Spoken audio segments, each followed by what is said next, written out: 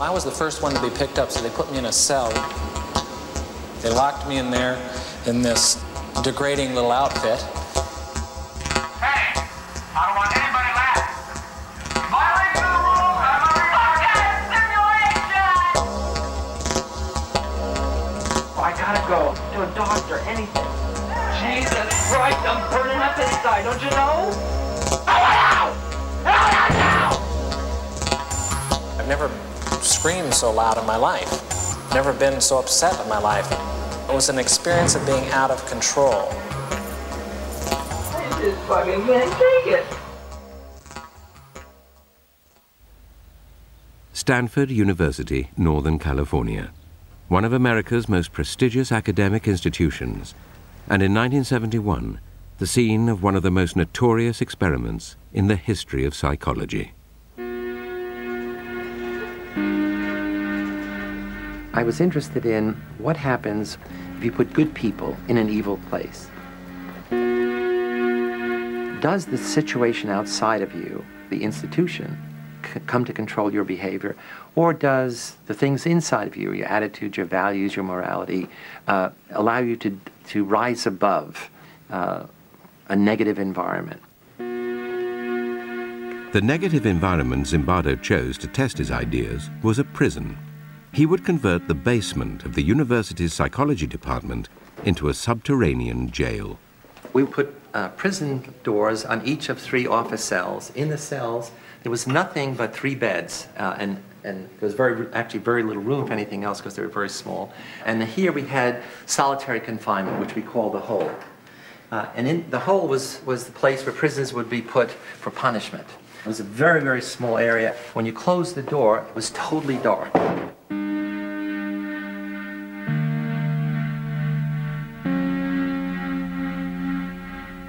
All the guards wore military uniforms, and we had them wear these silver reflecting sunglasses.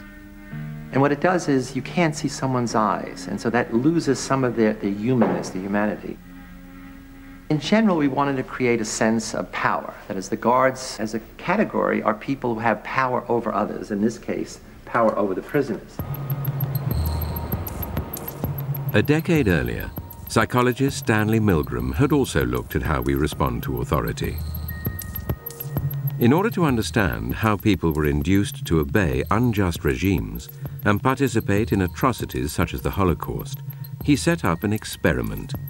Volunteers were told they were taking part in scientific research to improve memory. Would you open those and tell me which of you is which, please? Teacher. Learn. Teacher. Separated by a screen, the teacher would ask the learner questions in a word game and administer an electric shock when the answer was incorrect. He was told to increase the voltage with each wrong answer. Cloud. Horse. Rock. House. Answer. Wrong. 150 volts. Answer. Horse. Oh. Experiment. That's all. Get me out of here. Get me out of here, please. Continue, please. Go right on. I refuse to go on. Let me out. He refuses to go on. The experiment requires you continue, teacher. Please continue. Participants didn't know that the learner was really an actor and the so-called shocks harmless. You're going to get a shock. 180 volts. Oh.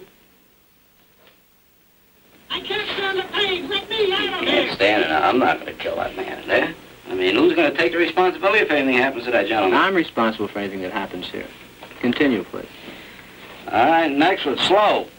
Walk, dance, truck, music. 2/3 of volunteers were prepared to administer a potentially fatal electric shock when encouraged to do so by what they perceived as a legitimate authority figure. In this case, a man in a white coat. 375 volts. I think something's happened to that fellow in there. I don't get no answer. He was hollering with less voltage. Can't you check in and see if he's all right, please? Milgram's findings horrified America. They showed that decent American citizens were as capable of committing acts against their conscience as the Germans had been under the Nazis. Like Milgram, Zimbardo was interested in the power of social situations to overwhelm individuals. His experiment would test people's responses to an oppressive regime. Would they accept it or act against it. Zimbardo's experiment was conducted against a backdrop of civil rights activism and protest against the Vietnam War. There was a sense of student power, student dominance, and student rebellion against authority in general. It was from the student body that Zimbardo selected his participants. After passing tests to screen out anyone with a psychological abnormality, they were paid $15 a day. Each was randomly assigned to the role of guard or prisoner. It was a prison to me. It still is a prison to me. I don't look on it as an experiment or a simulation. It was just a prison that was run by psychologists instead of run by the state. I was 20, and that September I was going to college, and it would be nice to have a summer job, but there sure wasn't a lot of time left. And I looked in the want ads, and I found this thing which was just going to fit. It was just 2 weeks. Once you put a uniform on and are given a job to keep these people in line, you really become that person. Once you put on that khaki uniform, you put on the glasses, you take the nightstick. I was on summer break from my first year in college, and I was looking for a job. Had to choose between that and making pizzas. That sounded like a lot more fun. As well as running the experiment, Zimbardo took on the role of prison superintendent. He began by briefing the guards. I said, you have to maintain law and order. If prisoners escape, the study is over, and you can't use physical violence. You can create a sense of fear in them. You can create the notion that their life is totally controlled by us, and that there'll be constant surveillance. We have total power in the situation, and they have none. Prisoners were brought to the basement prison blindfolded to confuse them about their whereabouts. They were stripped and deloused. Of course, the guards started making fun of their genitals and humiliating them. And really, it's the start of what's known as the degradation process, which not only prisons, but lots of military-type outfits use that process.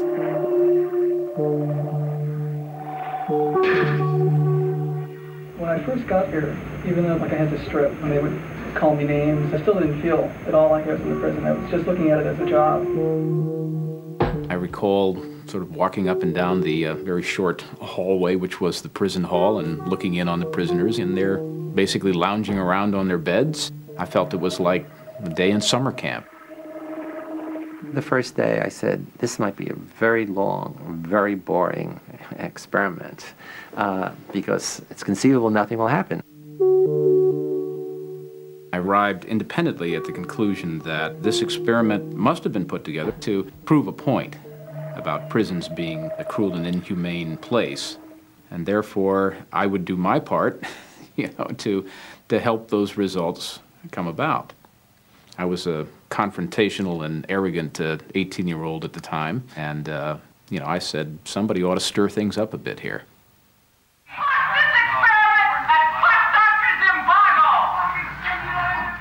On the second morning, the prisoners had decided to stir things up as well. The guards found some of them had used their beds to barricade their cell. Prisoner 8612 was one of the ringleaders of the rebellion.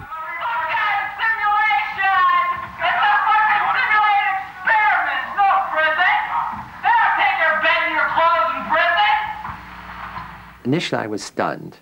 I didn't expect a rebellion because not much happened. I mean, it wasn't clear what they were rebelling against, but they were rebelling against the status, rebelling against being anonymous, against having to follow orders from these other students. As punishment for the rebellion, prisoner 8612 was put in the hole, and the guards turned on the other prisoners.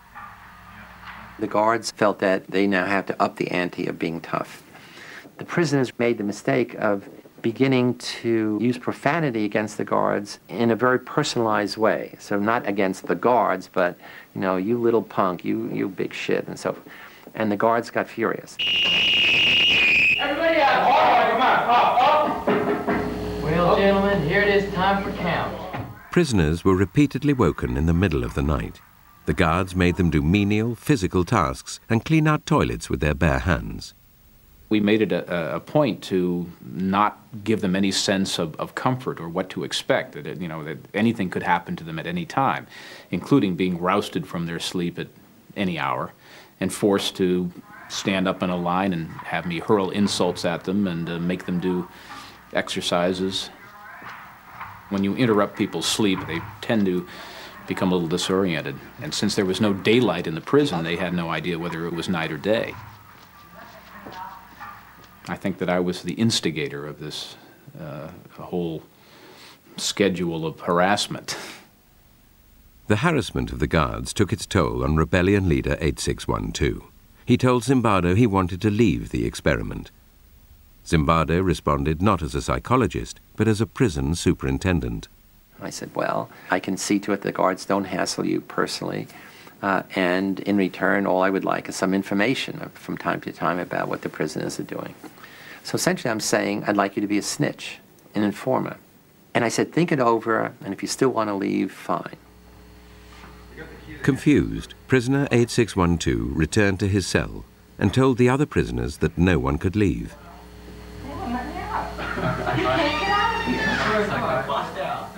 He believed that we wouldn't let him go, although we've never said that.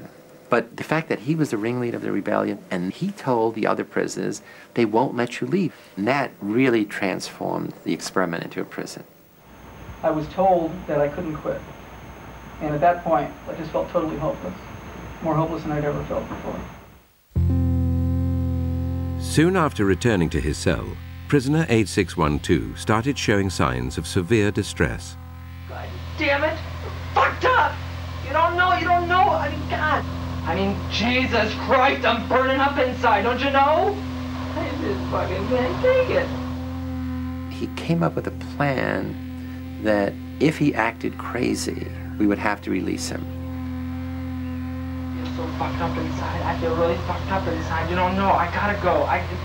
To a doctor, anything. I can't say that. I'm fucked up. I don't know how to explain it. I'm all fucked up inside. Out! Out now! It starts with make-believe, and then he's doing it and cursing and screaming and, you know, whatever that little boundary is that he moved across. Not that he became really crazy, but he became, you know, excessively disturbed. I mean, so much so that we immediately said we have to release him. As an experience, it was unique. I've never screamed so loud in my life. I've never been so upset in my life. And it was an experience of being out of control. The boundary between reality and make-believe was to become blurred even for Zimbardo. A rumor circulated that released prisoner 8612 would return with friends to liberate the remaining prisoners. I quickly convinced myself that, you know, my most important function was, you know, not to allow this prison liberation to occur. And what can I do to keep my prison going, not the experiment going? The prison was dismantled and the prisoners moved to another part of the building. Zimbardo waited in the empty corridor, preparing to tell 8612 and his friends that the study was over, when a colleague appeared and began asking questions about the scientific basis of the research. I'm trying to get rid of him. Then he says, what's the independent variable? I get furious because he doesn't understand that there's a riot about to take place, that this prison is about to erupt. I had totally lost this whole other identity of scientist, researcher, psychologist. The rumored jailbreak never materialized. The guards had dismantled the prison for nothing and had to rebuild it. They took their frustration out on the prisoners. Everybody out! Come on! They escalated again the level of control, the level of dominance, the level of humiliating behavior.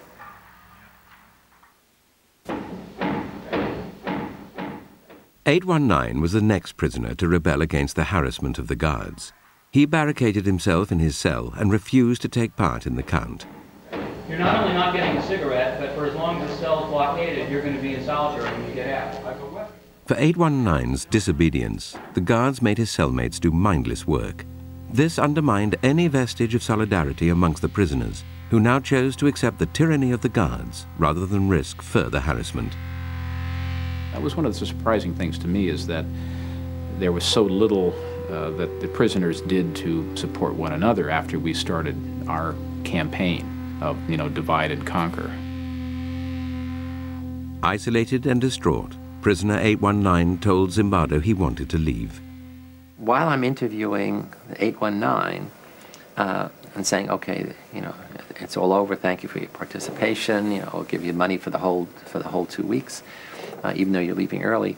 He hears the prisoners shouting, 819 did a bad thing. Prisoner 819 did a bad thing. Prisoner 819 did a bad thing. Prisoner 819 did a bad thing. And he said, I can't leave. And he's crying. And he says, I can't leave. I said, what do you mean you can't leave? He said, no, I have to go back because I don't want them to think, you know, that I'm a bad prisoner. And that's when I really flipped out. That in such a short time, you know, a college student's thinking could become so distorted. I said, you're not a bad prisoner. You're not a prisoner. And this is not a prison. And it was this thing where he opened his eyes. It was just really like a cloud being lifted. Seeing things clearly, prisoner 819 reverted to his original request and was released. To replace him, the experimenters called in one of their reserves from the standby list. I got a phone call saying, are you still available as an alternate? Kind of cheery female secretary voice. I said, yes, sure. And so she said, could you start this afternoon? And I said, yes, sure. And my role in the experiment really began.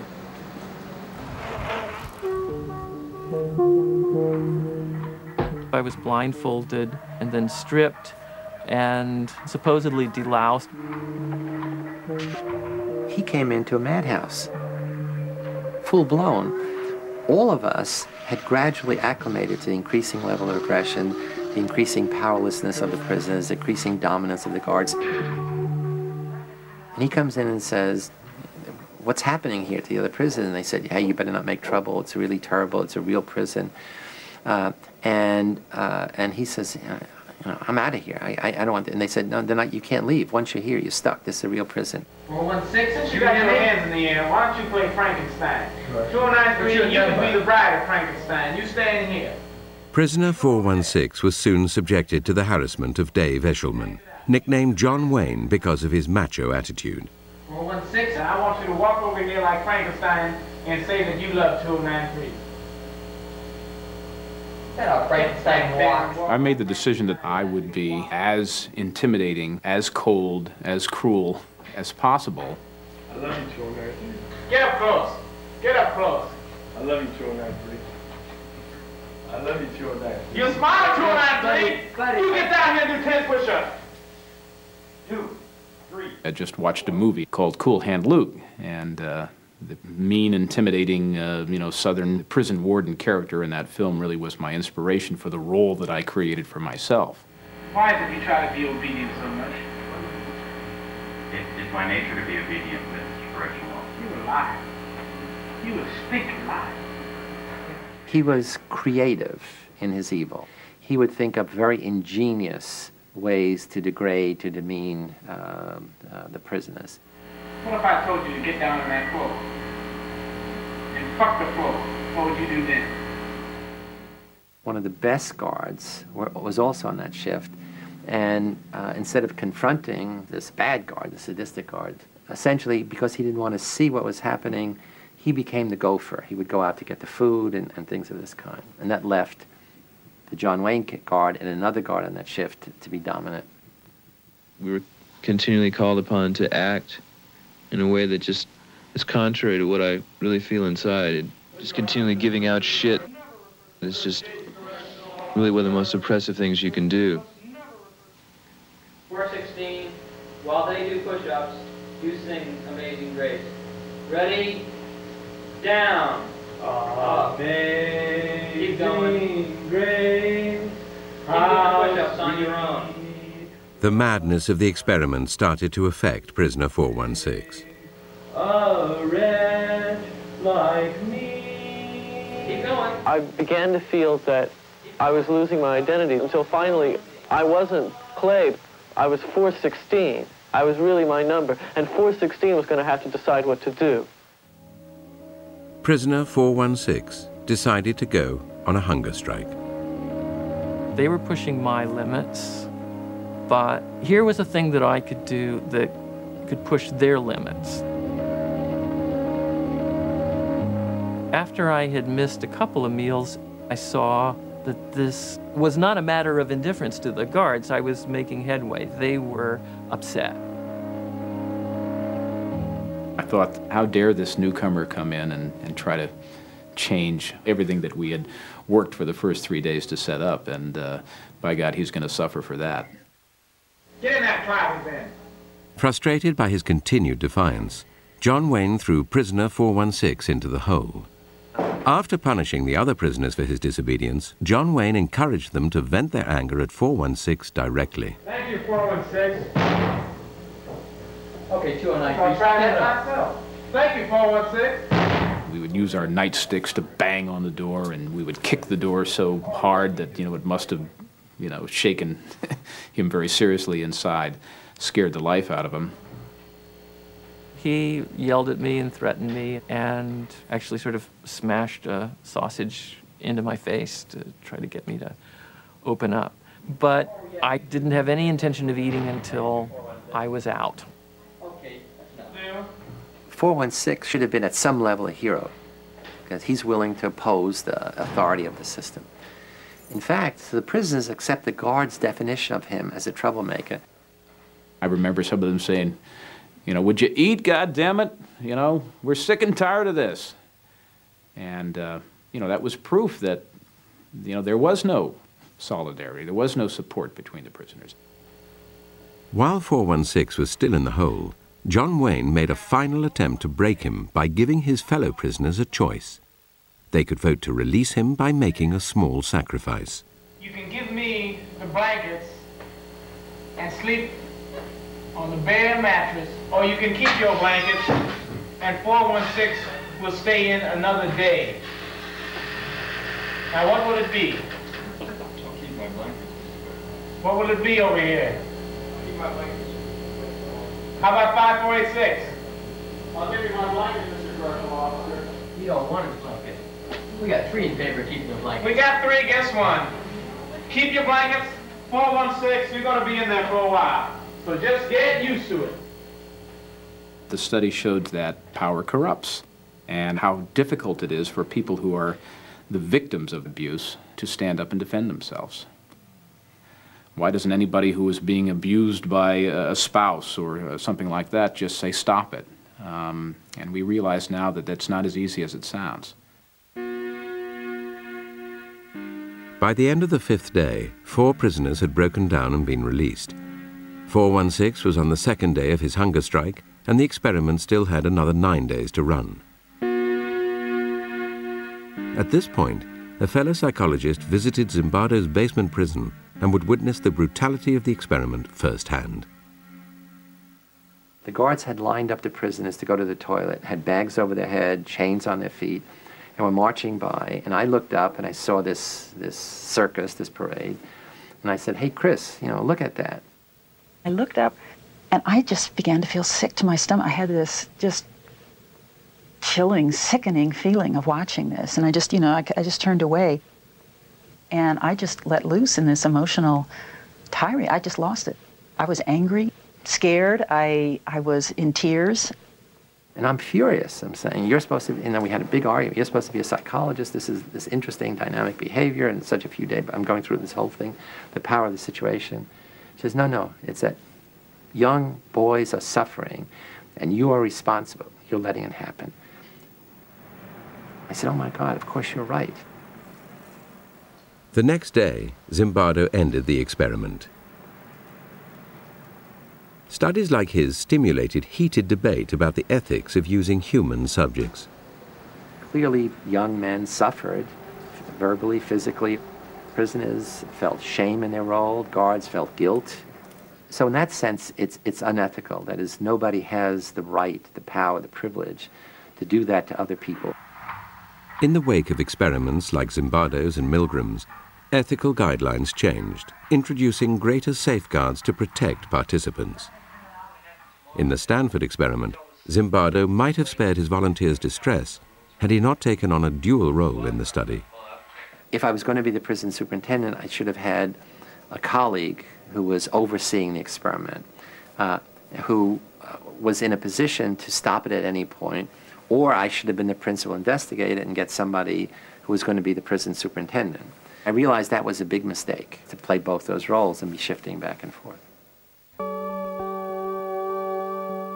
After the experiment, Zimbardo brought all the participants together to talk about their experiences. John Wayne would now come face to face with the hunger striker he had tormented. I was a little worried. I said, oh my God, he's really going to come down on me hard now, now that we're on equal footing. It harms me. How did it harm you? How does it harm you? Just to think about it? You mean that people can be like that? Yeah. It let me in on some knowledge that I've never experienced firsthand. Because I know what you can turn into. I know what you're willing to do. When I look back on it now, I behaved appallingly. You know, it was just horrid to look at. I think I tried to explain to him at the time that, you know, what you experienced and what you hated so much was a role that I was playing, that that's not me at all. He was trying to dissociate himself from what he had done. That did make me angry. Everyone was acting out a part and playing a role. Prisoners, guards, staff, everyone was acting out a part. It's when you start contributing to the script, that's you, and thus it's something you should take responsibility for. I didn't see where it was really harmful. It was degrading, and that was part of my particular little experiment to see how I could... Your particular little experiment. Yes, why don't you tell me about that? I was running little experiments of my own. Tell me about your little experiments. Okay. I'm curious. I wanted to see just what kind of verbal abuse that people can take before they start objecting, before they start flashing back. If I have any regret right now, it's that, you know, I made that decision, because it would have been interesting to see what would have happened had I not decided to force things. It could be that I only accelerated them, that the same things would have happened, but we'll never know. If the extreme nature of Dave Eshelman's behavior tested the prisoners, it also presented the other guards with a choice, to intervene or not. It surprised me that no one said anything to stop me. They just accepted what I said, and no one questioned my authority at all. And it really shocked me. Why didn't people, when I started to get, abuse people so much, I started to get so profane that, and still people didn't say anything. There were a few guards who hated to see the prisoners suffer. They never did anything which would be demeaning of the prisoners. The interesting thing is, none of the good guards ever intervened in the behavior of the guards who gradually became more and more sadistic over time. We like to think there is this core of human nature that good people can't do bad things and that good people will dominate over bad situations. In fact, one way to look at the Stanford prison study is that we put good people in an evil place and we saw who won. Well, the sad message is, in this case, the evil place won over the good people. It did show some very interesting and maybe some unpleasant things about human behavior. It seems like, you know, every century, every decade that we go through, you know, we're suffering the same kind of atrocities, and you need to understand why these things happen. You need to understand why people behave like this.